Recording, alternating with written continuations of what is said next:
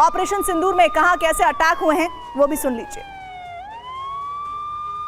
Operation सिंदूर 22 अप्रैल को पहलगाम में हुए विभत्स आतंकवादी हमले के शिकार मासूम नागरिकों व उनके परिवारों को न्याय देने के लिए लॉन्च किया गया था। इस कार्रवाई में 9 टेररिस्ट कैंप्स को टारगेट किया गया और पूरी तरह से इसे बर्बाद किया गया।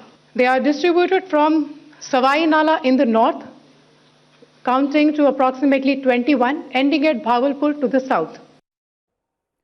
और अब हम एक बार फिर से परिचय कराने के साथ ही बातचीत का सिलसिला अपने स्टूडियो मेहमान से शुरू करना चाहते हैं। एम्बेसडर दीपक वोहरा, मैं शुरुआत आपसे करना चाहती हूं। सर, मैंने हमेशा आपके साथ जब भी शो किया है मैंने महसूस किया है कि किस तरह से आप विमेन एम्पावरमेंट को लेकर बहुत ज़्यादा अग्रेसिव रहते हैं, लेकिन ऑपरेशन सिंदूर को लेकर जब बात होती है तो कैसे पूरे देश की महिलाओं में इस सिंदूर ऑपरेशन को लेकर एक कनेक्ट है और वो कनेक्ट किस तरह से आज हम सब ने महसूस किया है?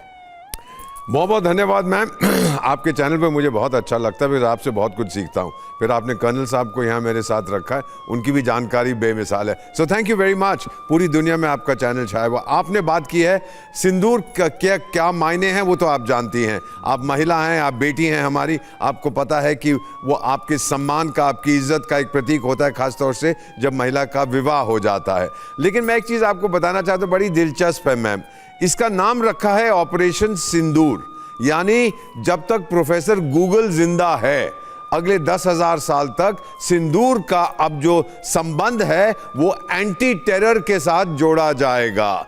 आप कब कोई भी आज से 5,000 साल पहले, 5,000 साल के बाद गूगल करेगा ऑपरेशन सिंदूर तो बोलेगा अरे वो तो आतंक को खत्म करने के लिए किया गया था। अब मैं आपको गिव मी 30 सेकेंड्स एक मैसेज पढ़ देता हूं मैम। मेरे कुछ अमेरिकन फ्रेंड्स हैं, मैं वहां रहा हूं, हमारे दोनों बच्चे वहां हैं। तो इस फैमिली के, इस कपल का जो मेरी उम्र के हैं, मेरी 74 साल की उम्र है, तो उसमें इन्होंने लिखा है कि इनका, मैं जानता हूं कि उनका एक बेटा या बेटी है, मुझे याद नहीं है, भाई या बहन, 9/11 जो कांड हुआ था 9/11 का, उसमें मारा गया था। तो इन्होंने लिखा है कि we are expecting our second granddaughter, मैं पढ़ के सुना रहा हूं, we are expecting our second granddaughter after reading about Operation Sindoor and understanding what the word means, we will name her Sindoor।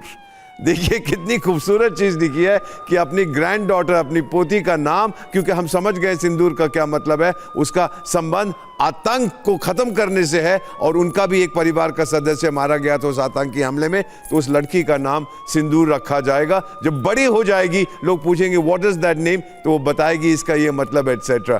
मेरा ख्याल है मैम, अभी आपके जर्नलिस्ट को मैं सुन रहा था कि कश्मीर में वो लोग क्या करना चाहते थे जिन्होंने आतंकी हमला किया है। मैम, ये जो मैड मुल्ला मुनीर है ना, ये बेवकूफ़ है। शायद कोई सिखाए इसको कि अमेरिकन सोशियोलॉजी, जब मैं वहाँ पढ़ता था, रॉबर्ट मर्टन ने एक कानून बनाया, लॉ ऑफ अनइंटेंडेड कॉन्सिक्वेंसेस, यानी आप चाहते हो ये परिणाम हो लेकिन परिणाम कुछ और होता है। आप कश्मीर को बांटना चाहते थे, हिंदू मुस्लिम में ये करना चाहते थे, वो करना चाहते, परिणाम एकता और बढ़ गई है। अरे डूब मरो यार, तुम अनपढ़ लोग हो, कहां से आर्मी चीफ बन जाते हो, अल्लाह अल्लाह अल्लाह करते रहते हो सारा वक्त, कुरान को मिसकोट करते हो। वो अरबी में बार बार उसकी रेफरेंस देता है, आई स्पीक अरबिक, मुझे कुछ समझ नहीं आ रहा था। ऐसे लोग को अगर आर्मी चीफ बनाओगे, मेरा ख्याल भूटान की आर्मी में तो उसको पानी देने वाला सिपाही भी नहीं बनाया जाएगा, वहां आपने उसको आर्मी चीफ बना दिया।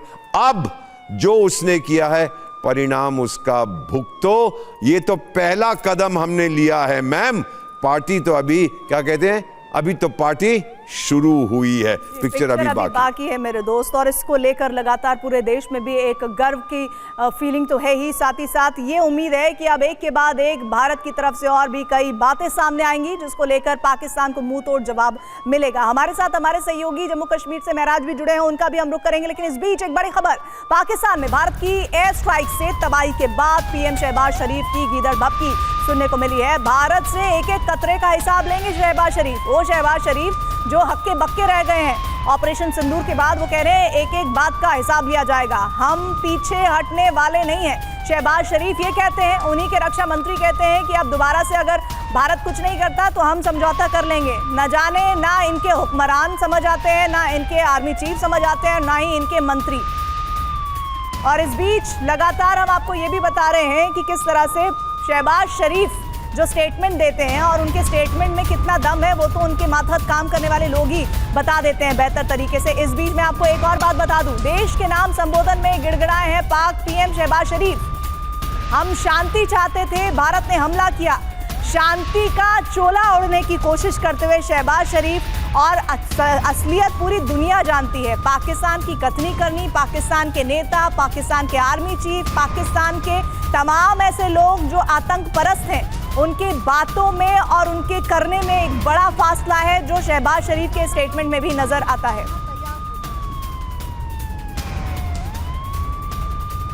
कर्नल अनुराग शुक्ला भी हमारे साथ जुड़े हुए हैं। कर्नल अनुराग, शहबाज शरीफ आर्मी चीफ, रक्षा मंत्री, इनके बीच में कोई आपको लग रही है कि अंडरस्टैंडिंग है? ये देश चला रहे हैं या मजाक बनाया हुआ है?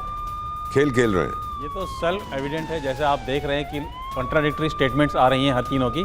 मैं ये बताना चाहता हूँ कि जब एक गुस्सा होता है और जब एक देश दूसरे देश से लड़ता है तो एक आर्मी ही नहीं लड़ती है, पूरा का पूरा देश लड़ता है। तो जब हम पाकिस्तान की तरफ जाते हैं और पाकिस्तान की तरफ से स्टेटमेंट आती है कि हम इसका मुकाबला करेंगे, तो वो किस तरह से मुकाबला करेंगे? क्या कुछ बंच ऑफ पीपल जो एक कपड़े पहन के आते हैं और अपने आप को आर्मी कहते हैं, क्या वो मुकाबला करेंगे? उनके पीछे उनका देश तो खड़ा ही नहीं है, उनकी पॉलिटिकल ब्रास उनके साथ नहीं खड़ी हुई है, ना तो वो सेलेक्टेड हैं, वो तो केवल नॉमिनेटेड हैं। उनके कैबिनेट मिनिस्टर कुछ बोल रहे हैं, प्राइम मिनिस्टर कुछ बोल रहे हैं, तो एकता तो कहीं से है नहीं। फिर वो किस तरह से मुकाबला करने की जिम्मेदारी लेते हैं? बड़ा असमंजस की स्थिति यहाँ पे बनी बैठी हुई है और हम लोग तो वेट कर रहे हैं कि प्लीज़ आइए, देखते हैं क्या करते हैं।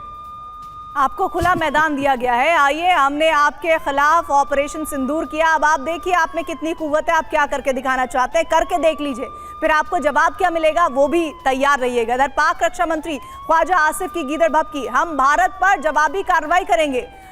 ख्वाजा आसिफ कह रहे हैं भारतीय सैन्य ठिकानों पर हमला करेंगे। और देखिए, हमला करने के लिए जो तैयारियां होती हैं उसमें शहबाज शरीफ का स्टेटमेंट आता है ऑपरेशन सिंदूर के बाद कि भारत ने रात के अंधेरे में छुपकर हमला किया। अब आप बताइए कि आपके पास नाइट विजन सिस्टम है डिफेंस का या नहीं है, और अगर नहीं है तो फिर आप कैसे एक बार की स्ट्राइक को लेकर आप अगर इस तरह के स्टेटमेंट दे रहे हैं तो कितने दिन लड़ाई कर पाएंगे और लड़ाई कर भी पाएंगे कि नहीं, इसमें एक बड़ा सवाल खड़ा होता है। लेकिन बहरहाल भारतीय सैन्य ठिकानों पर हमला करने की तैयारी की बात आसिफ कह रहे हैं। आसिफ दरअसल पाक रक्षा मंत्री हैं। ख्वाजा आसिफ की गीदड़ भभकी के सिवा कुछ नहीं है। हम भारत पर जवाबी कार्रवाई करेंगे।